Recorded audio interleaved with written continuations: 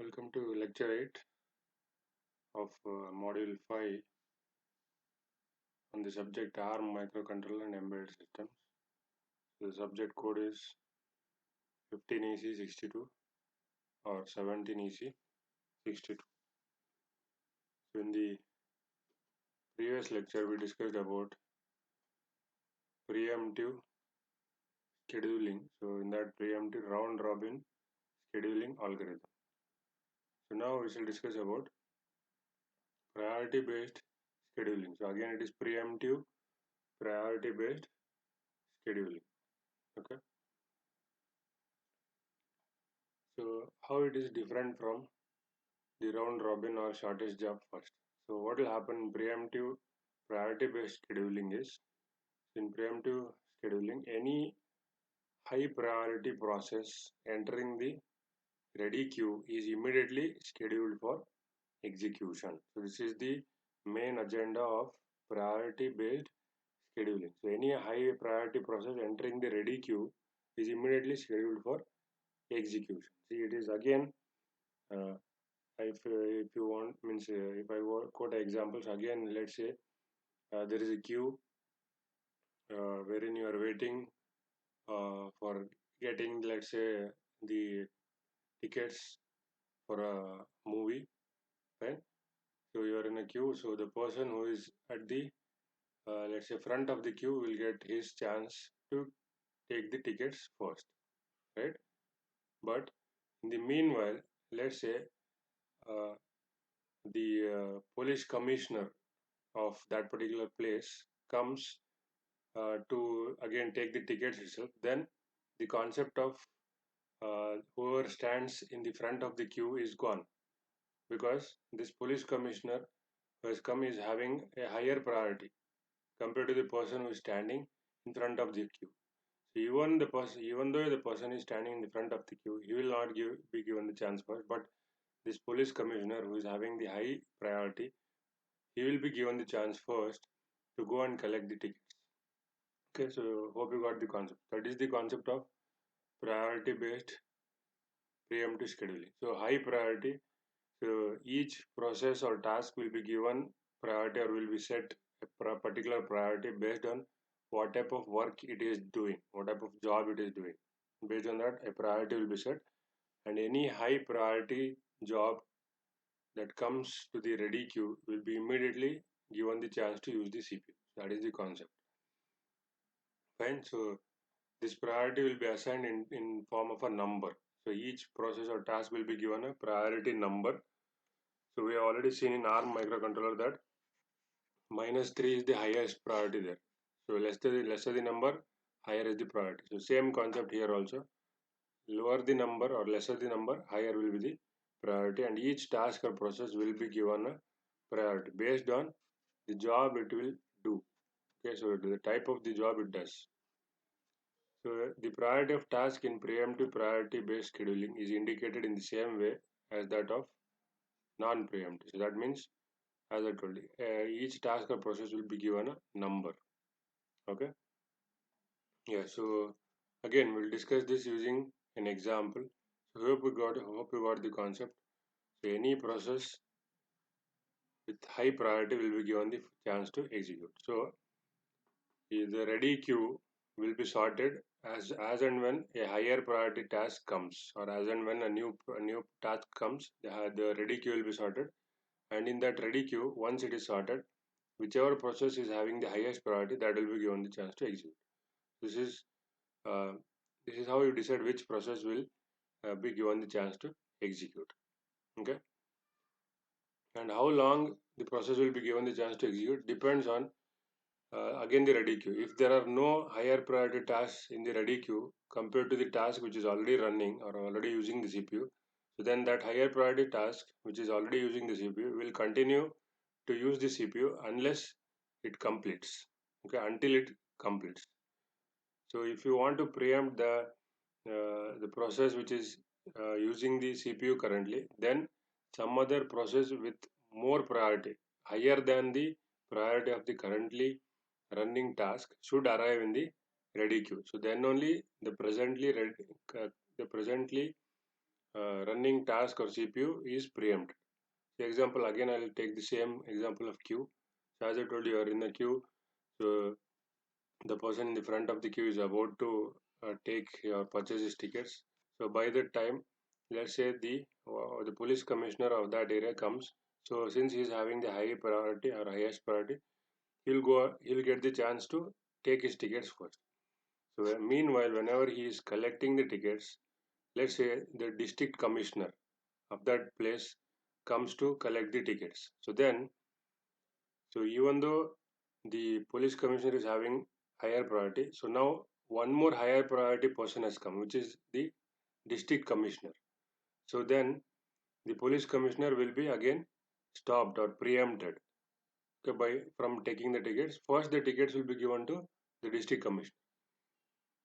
So once district commissioner collects his tickets and goes off, then the police commissioner will get his chance to take the tickets.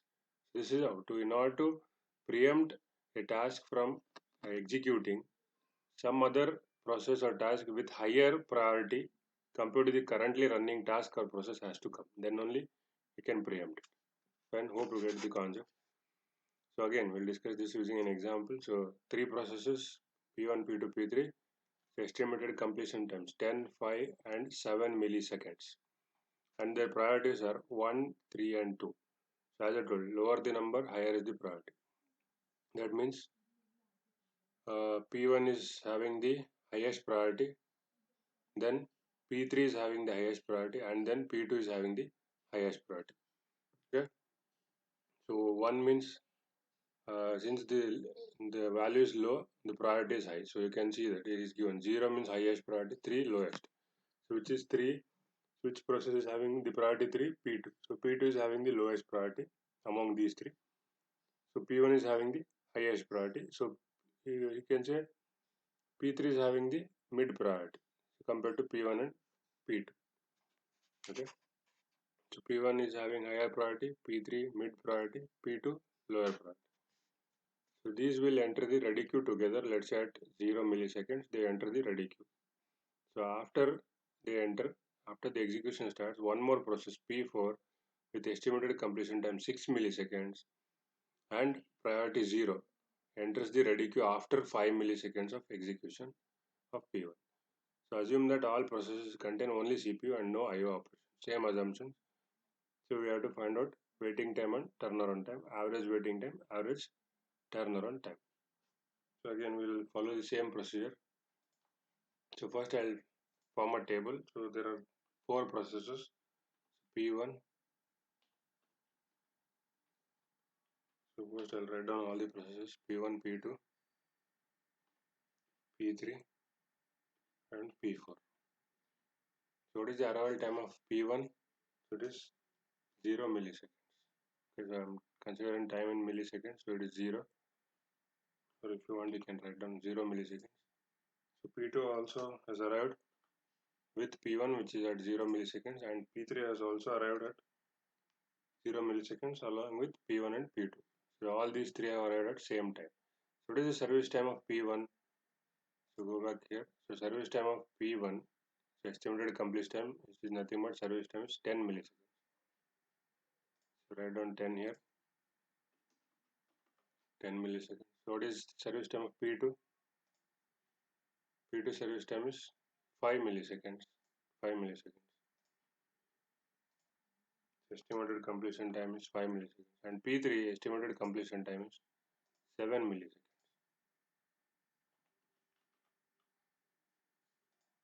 Okay. So all these three have arrived simultaneously with different service time. So now it says P4 arrives at or after the execution after 5 milliseconds. So after the start of the execution at 5 milliseconds, P4 has arrived. And what is the service time of P4? P4 service time is 6 milliseconds. So estimated completion time is 6 milliseconds. Okay. So this is the table that we constructed for shortest, or you can say preemptive shortest job for that. So now along with this, we have to add one more column here. Okay. So which is that column is priority, because this is priority based scheduling. So this is how it is different from shortest job first. Priority of each process. So what is the priority of P1? It is given as 1. What is the priority of P2? It is given as 3. What is the priority of P3? It is given as 2. What is the priority of P4? It is given as 0. Okay, so these are the priorities. Yes, so you can see priority of P1 is 1, P2 is 3, P3 is 2. So it is what? And priority of P4 is 0. So remember, lower the number, higher is the priority.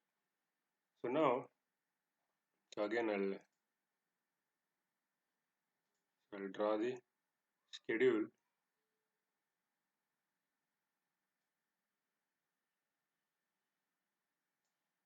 So again, bear with me, I'm using mouse, so I don't have any pen and touch screen to write around.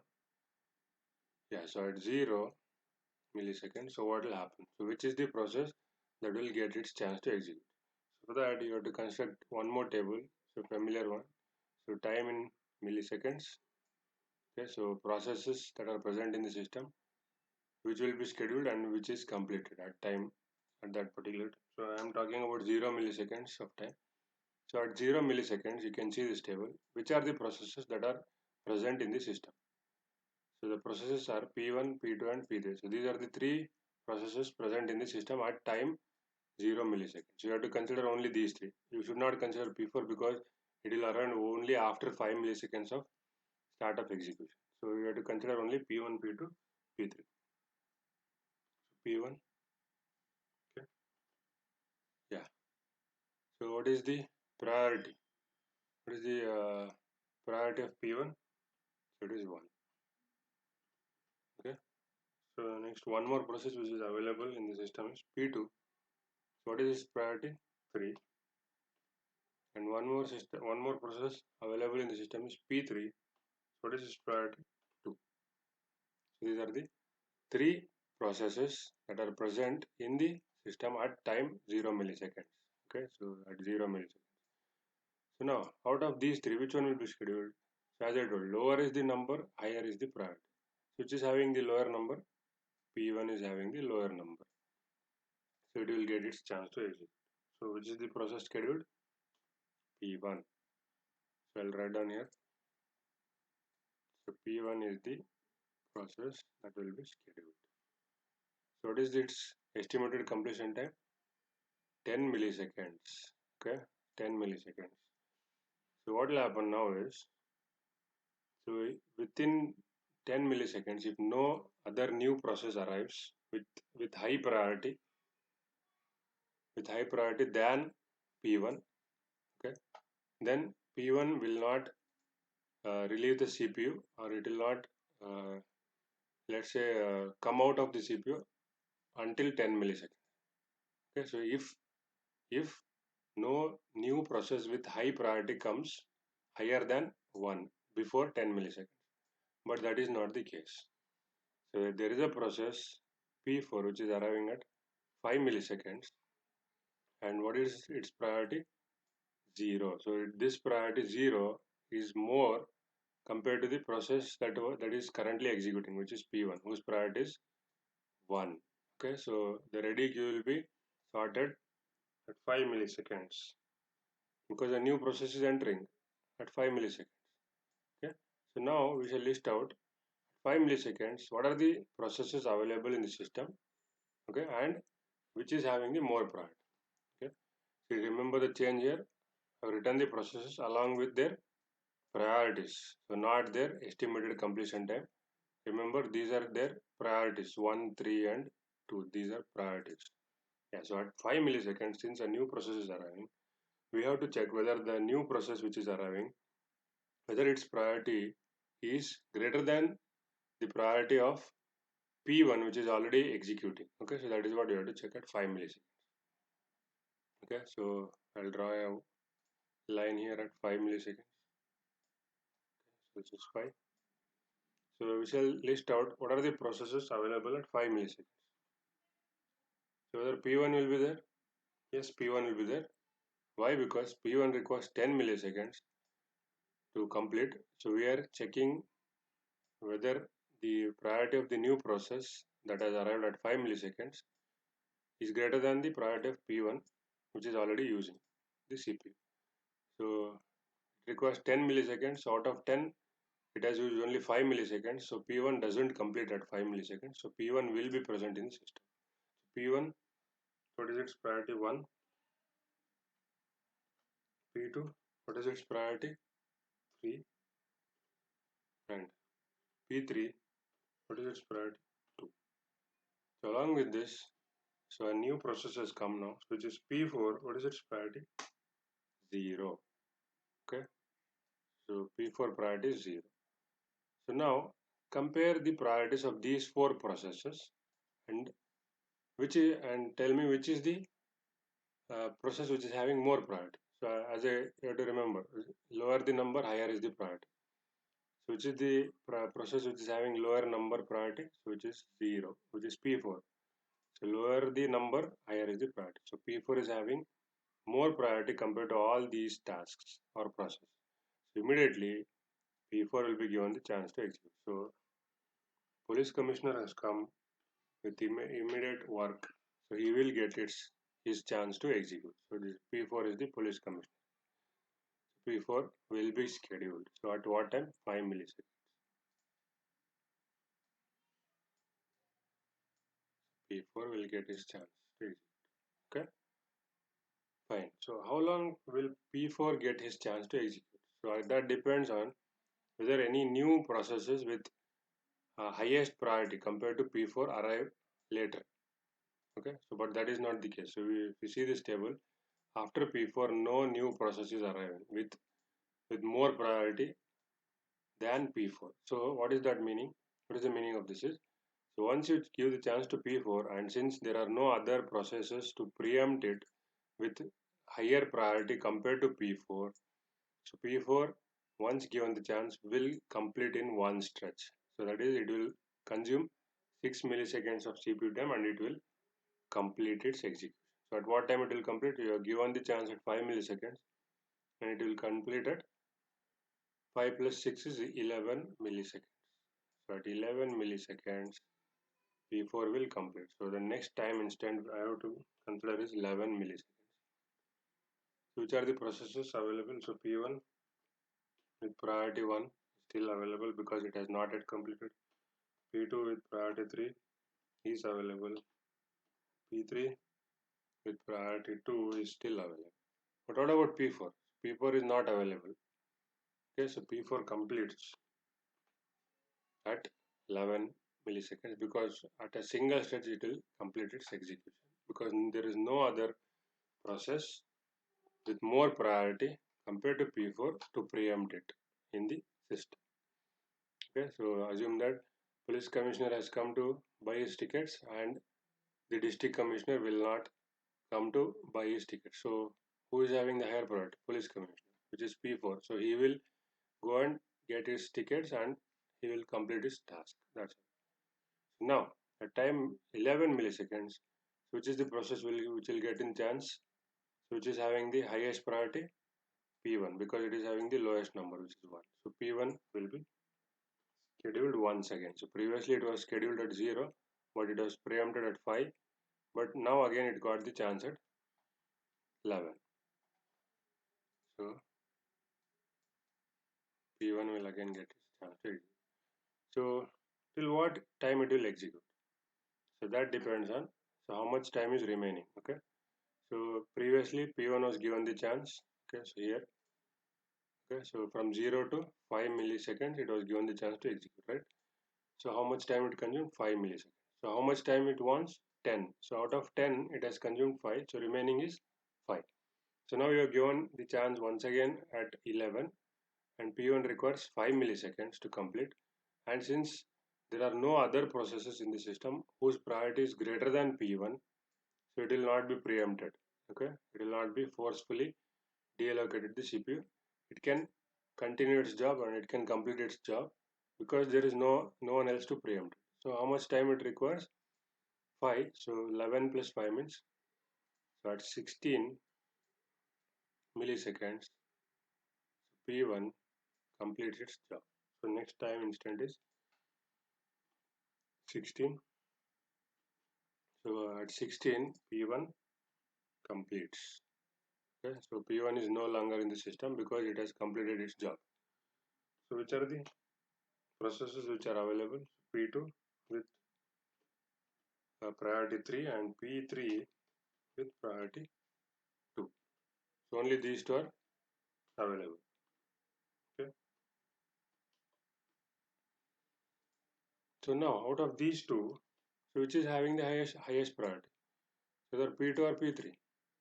It is P3 because it is having the lower number, which is 2. So P3 gets its chance to execute at time 16. P3 will get its chance. So how long it will get its chance?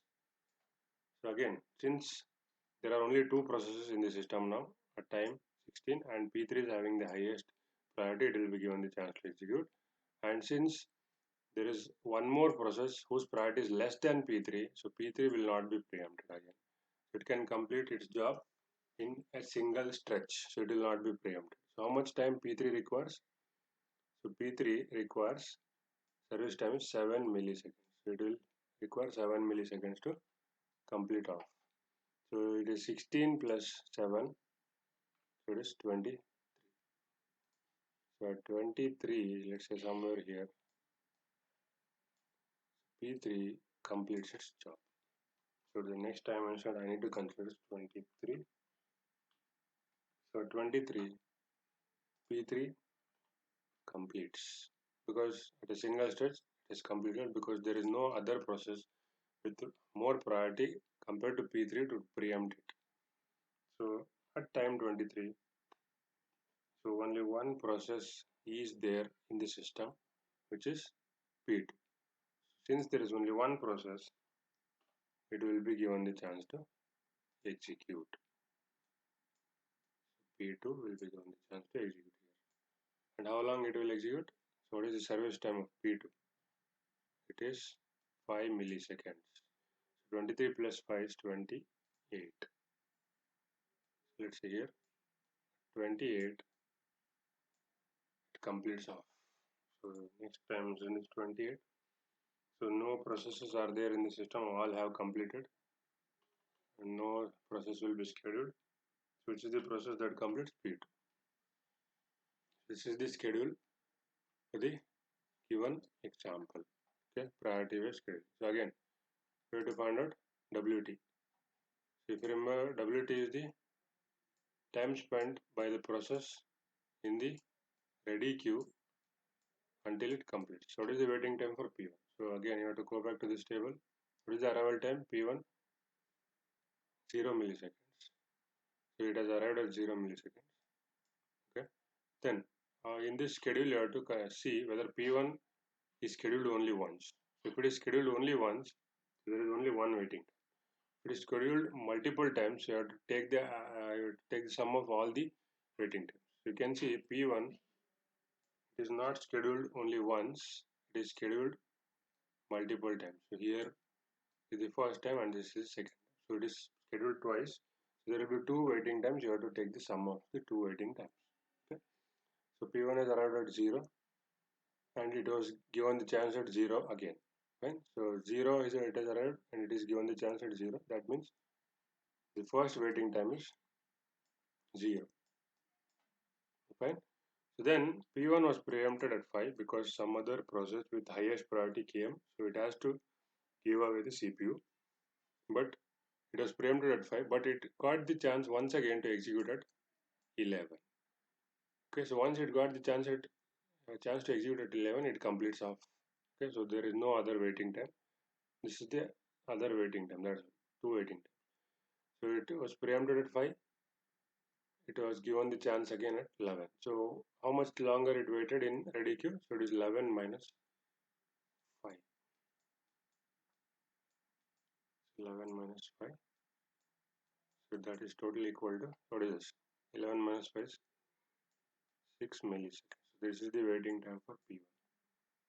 So similarly, waiting time for P2. What is the waiting time for P2? So again, see whether P2 is scheduled multiple times? No, P2 is scheduled only once. So there is only one waiting time. Fine. So now what is the arrival time of P2? 0 milliseconds. So it has arrived at 0 milliseconds, but it was not given the chance to execute early, but it was given the chance to execute at 23. So it has waited till 23 actually. So once it is given the chance, it will complete up in a single stretch. So that means there is only one waiting time, and what is that? So it is 23 minus its arrival time, which is 0. So waiting time for P2 is 23 milliseconds. It has waited too much. Okay.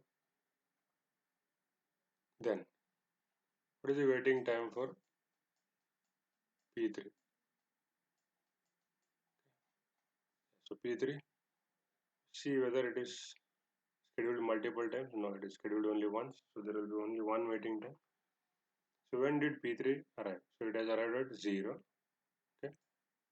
So it has arrived at 0, but it got its chance to execute at 16. So what is the waiting time? So it is 16 minus 0. So it is 16 milliseconds. So next, the last one is waiting time for P4. What is the waiting time for P4? So when did P4 arrive? So again, first check whether multiple times it has been scheduled. No, it is scheduled only once. That means only one waiting time will be there. So now when it has arrived at 5, and when it is given the chance to execute at 5 itself. So it has come at 5 and it was given the chance at 5 again. So what is the waiting time? Okay, 0. It has not waited at all.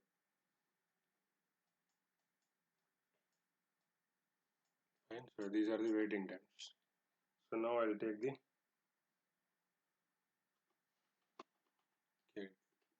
calculator and find out what is the average waiting time. So it is 6 plus 23 plus 16 plus 0. So it is 45 divided by how many processes? 4. So it is 11.25. So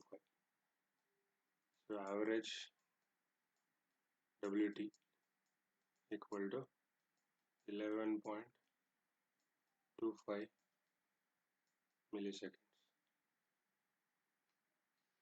So now we shall go to TAT, turnaround time. So what is the assumption? No IOs. Okay. So you have to consider the waiting time plus service time. That's all. So what is the turnaround time for P1? So what is the waiting time for P1? So it is 6 milliseconds. So that is the waiting time plus. So what is the service time for P1? So here, what is the service time for P1? 10 milliseconds. So it is 6 plus 10, that is 16 milliseconds. So this is the total turnaround time for P1. So what about P2? So what is the waiting time for P2? So waiting time for P2 is 23. It has waited for a long duration. 23 plus what is the service time for P2? Service time for P2 is 5 milliseconds. 23 plus 5, that is 28. Okay. Then so turnaround time for P3. So TAT for P3. So what is the waiting time for P3? 16 milliseconds. And what is the what is the service time of P3? Service time of P3 is 7 milliseconds. It is 16 plus 7, 23 milliseconds is the turnaround time for P3. The last one, TAT for P4. So waiting time for P4 is 0 plus the service time for P4 is 6 milliseconds. So 0 plus 6 is 6 milliseconds. That's it. So what is the average again? So average TAT equal to it is 16 plus 28 plus 23 plus 6. So it's 73 divided by 4. So 18.25. This is the average turnaround time, 18.25 milliseconds. Okay, this is the problem. You'll see cross verify. So waiting time, average waiting time is 11.25, and average turnaround time is 18.2. So now, so there are some advantages and drawbacks of this method. So priority-based scheduling gives real-time attention to high priority tasks. So that we saw, whichever task is having high priority, it is given the chance first. Okay, so I gave the example of police commissioner. Next is priority-based scheduling is adopted in systems which demand real-time behavior. Okay, so real-time behavior means, so if you remember hard real-time systems. Okay, so hard real-time system. So there, priorities will be assigned to tasks. So example, so there is a priority for braking system and there is a priority for entertainment system, that is the music system. Okay, so let's say you brake as well as turn on the music system simultaneously. So which action should be performed first? That the music system should be turned on first or the brake should be applied first? Obviously the brakes, right? Yeah, so that is what. So braking will be given the higher priority. So that is where these type systems are adopted. So most RTOs implement preemptive priority based algorithm for real-time systems.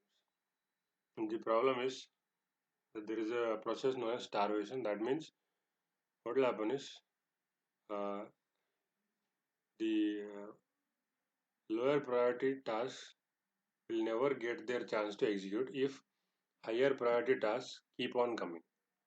Right? So again, I will give the example of the queue. Right? So the person who is standing in the queue, he has to stand in the queue if more higher priority persons come and take the tickets. So let's say the police commissioner comes, then the district commissioner comes, then the MLA comes, then the MP comes, then the MLC comes. So like this, if higher priority tasks keep on coming, then the person who is waiting in the queue, he will have to wait for infinite number of time. Okay, because his priority is low, no one is caring about it. That is what is starvation. That process will be starved because his priority is less. Okay, so to overcome this, there is a technique known as aging. So what will happen in aging means it is temporarily boosting the priority of task which is starving. Okay, so what will happen is, let's say the person who is waiting in the queue keeps on waiting because some other higher priority tasks keep on coming, so he will not get his chance to get the tickets. Then what will happen is that person who is standing in the queue, he will come up with an idea.